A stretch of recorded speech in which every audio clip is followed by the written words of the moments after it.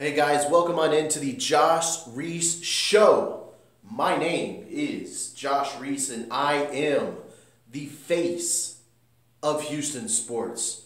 Oh yeah, it's true. It's damn true. I stole that. Today, this video is going to be talking about the Houston Rockets ass beating taking.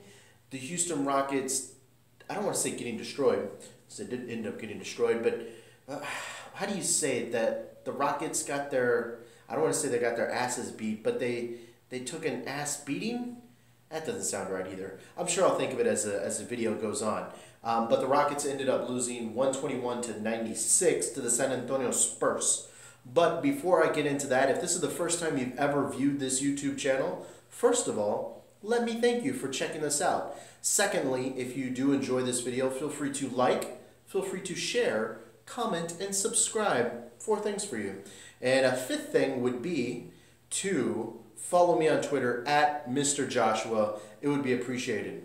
And lastly, a number 6 thing would be to check out Countryside Massage and Skincare, which you can find hopefully in a link right here. If I'm doing my job correctly, it should show up here. They are a supporter of the Josh Reese Show, and I would like to show them some love. So hopefully y'all guys can show them love too. It's almost Mother's Day, so feel free to grab a gift card and treat your mother to something special.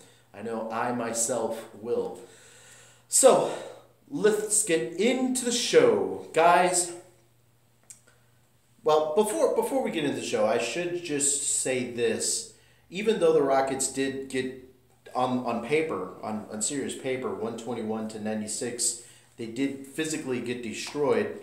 It was a much closer game than that. You're going to hear people complain about the refs. You're going to hear people complain about how big the Rockets lost by. But going into the third quarter, this was a very, very close game, and the Spurs were on the verge of losing. Let me give you this tweet from Jeff McDonald, who's a Spurs beat writer for the Express up there. Quote, Spurs clean to an 88-83 lead heading into the fourth. Feels like more than just a game is on the line. And it did feel like more than just a game. The Spurs not only needed game 2 to not fall down 0-2, but it also felt like they were trying to prove a point that they were going to do it their way, and damn anybody else that told them differently. They were going to beat the Rockets, and they were going to beat them with size. And they did. The Rockets were not able to overcome a few different issues in Game 2, and the Spurs, to their credit, got the win. So let's just talk about this. One of the major adjustments coming into Game 2 was that the Spurs decided to stay big. They took David Lee out of the starting lineup and they inserted Paul Gasol, who was not starting for the Spurs anymore. He had become a big part of their bench unit. So they decided to make the bench unit a little bit weaker by moving Paul Gasol into the starting lineup and moving David Lee back to the bench. But what it did was it really helped the Spurs rebounding-wise. Paul Gasol only had like 6 points, I believe, on the game, but he contributed 13 rebounds. 6 of those were offensive boards. And during the first 3 quarters, the big reason the Spurs were up was a couple putbacks that Paul Gasol had on offensive rebounds. So go figure. First quarter, we had the Rockets trailing by 3 points. It was 30-33 or 33-30 going into the second quarter. Harden looked like he hurt himself in the middle of the first quarter. He went down. It kind of looked like he rolled his ankle, but we'll talk about that a little bit later. And that was pretty much the story of the first. Harden struggling from shooting, ended up taking a lot of contested jumpers. Going into the second quarter, or ending the first half, the Rockets trailed 65-55. Ryan Anderson was a big reason the Rockets were still in the game, and he was 6 of 6 from the field and had 15 points overall. So despite Harden not playing very well, the Rockets were still in the game thanks in large part to Ryan Anderson. Now coming out of halftime, going into the third quarter, the Rockets got James Harden going again. He had 10 points and he had another 13 points off of assists, getting guys open shots. It really was the James Harden quarter as the Rockets cut the lead to 88-83. And then, starting the fourth quarter, the San Antonios went on a massive, I mean like Mount Everest avalanche size run. It was insane, and it was Mount Everest like. You know, you started to get that little tiny snowball rolling down the hill, and then it just big, and it ended up flattening all of the Houston Rockets, and the Rockets had no answer for whatever they were trying to do in the fourth. And I thought a big key that I saw myself in the fourth quarter was the Spurs destroyed the Rockets on the glass. 11 for 3 rebound edge for Spurs. So that's not the whole entire story. The Spurs also were insane. They were also really hot. I mean, Jonathan Simmons, I think, had 15 points. That's not going to happen every game. But that's a big reason why the Spurs ended up running away from this game in the fourth. So overall, I think the Rockets played fairly well. They played really well. In the first half, the Spurs gave them all the body blows they could, but the Rockets still hung in there. And you kind of felt that the Rockets were just a few three-pointers away from taking over this game again. And then in the third quarter, at the end of the third quarter, it really felt like the Rockets were going to go on that fourth quarter run, and they were going to be the ones that put the Spurs out of business. But instead, I mean, like I mentioned, the avalanche, it just kind of got out of hand. And once it got out of hand, there was no turning back. So a couple takeaways I had from this game. James Harden, 3 of 17 from the field, had 13 points overall. He was 2 for 10 on jumpers and 1 for 7 at the rim. Someone asked James Harden during the post game, what did he think about, or what could he do differently now that Kawhi, that would be an amazing player, Kawhi Harden. What would he do differently now that Kawhi Leonard was guarding him? And he didn't say anything other than I missed layups or something like that. I missed layups or whatever. But I mean, the fact is, I mean, the data says, take that for data. The data says he was 2 for 10 on jumpers, and for a big portion of the game, he was taking jumpers, and they were not the easiest of threes, step back threes. Yeah, Harden makes a few of them every once in a while, but when he's cold, he needs to hit the rim, and he did not do enough of that tonight. 1 for 7. I'm sure the shrinking whistle had something to do with that. Normally, James Harden always goes to the rim. He gets calls, and it just kind of makes him want to go back more. But when he does not get the call, he seems to get a little bit defeated and starts going jumpers. And they did not go in tonight. Ryan Anderson was 7 for 9, 18 points. That is fantastic. If you get that Ryan Anderson coming back home to Houston, you just might walk out of here with a 2-1 win or 2-1 lead on Friday night. But I thought the biggest takeaway was Nene and Capella combined for 24 points. So they're still getting theirs offensively. But they combined for 4 total rebounds. 2 of your biggest players combined for 4 rebounds. That is not going to get it done. Capella in game 1 was a difference maker all by himself, had a double-double, and that it was not the only reason the Rockets won, but that was a big reason the Rockets won in game 1. The Rockets need that Capella to return. The problem is with Gasol in there, it's a little bit tougher to box out Gasol.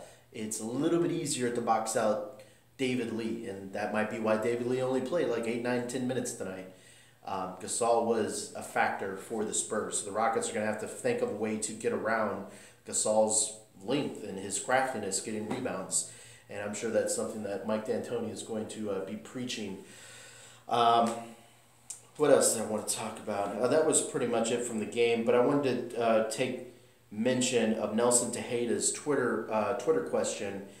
He asks if the Spurs bench is weaker without Parker. And we should talk about that. Tony Parker went down, and it looks like he might be done for the playoffs. Maybe at least for a few Rockets games.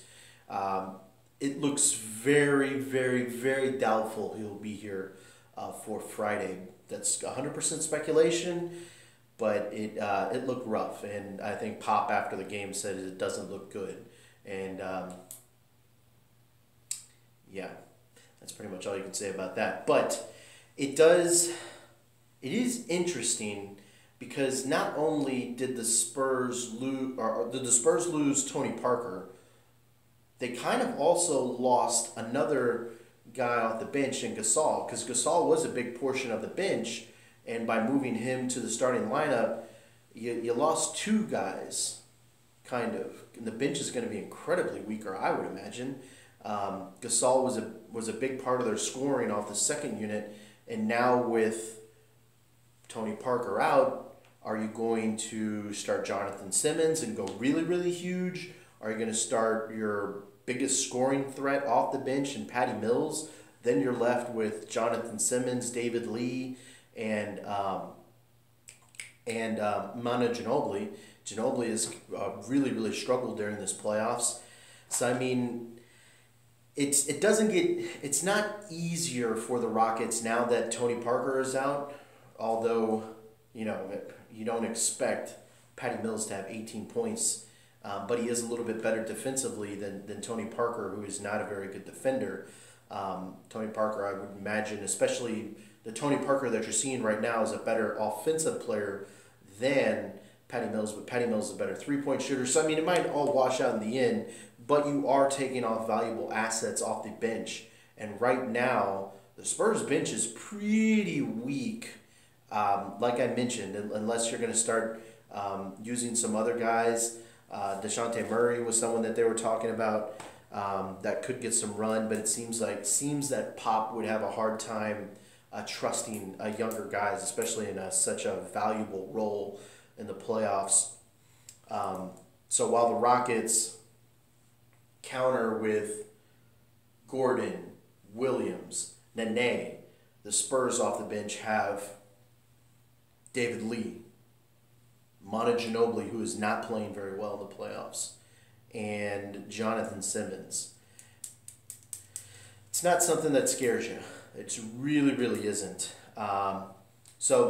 As a person who watches the NBA and enjoys the NBA, you hope that Tony Parker is going to be all right in the long run. But as I'm sure all you Rockets fans out there would say, you kind of hope that Tony Parker doesn't take part in the rest of the series. But it's not going to be easier by any stretch. If anything, it means that more guys are going to be playing more minutes. Maybe Patty Mills is going to start playing 30, 35 minutes a game to try to make up for some of that bench depth that they lost during this playoffs. I think the more interesting thing to worry about heading into Game 4 is not the Spurs. It is the Rockets and James Harden. Is Harden hurt?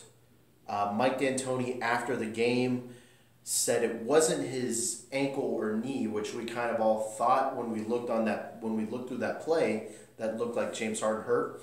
It was his hip, and I believe he said it didn't think he affected him very much. So if it wasn't affecting him, then why was Harden so ineffective? Why did he settle for so many jumpers? Those are questions that need to be asked, and it's stuff that needs to be addressed in Game 3. Because if the same Harden that shows up in Game 2 shows up in Game 3, it's going to be just as tough for the Rockets to win. You need the aggressive Harden that runs downhill, and you want that Harden out there. So that's pretty much all I got for today. I appreciate everyone for giving this a watch. Feel free to leave comments on what you think is going to happen in Game 3. Let me know if you think Tony Parker's absence is going to be a very big miss for the Spurs. Let me know if you think that James Harden might be a little bit hurt and that's concerning for Game 3. Let me know your thoughts. If this is your first time watching this video, first of all, thank you for finishing this video. Feel free to like, share, and subscribe. Once again, my name is Josh Reese, and I am the face of Houston Sports. Thank you for giving this a watch, and I would also once again like to thank Countryside Massage here in Conroe, Texas. Feel free to give them a shout. Guys, I'm out of here, and we will see you Game 3 live from Toyota Center.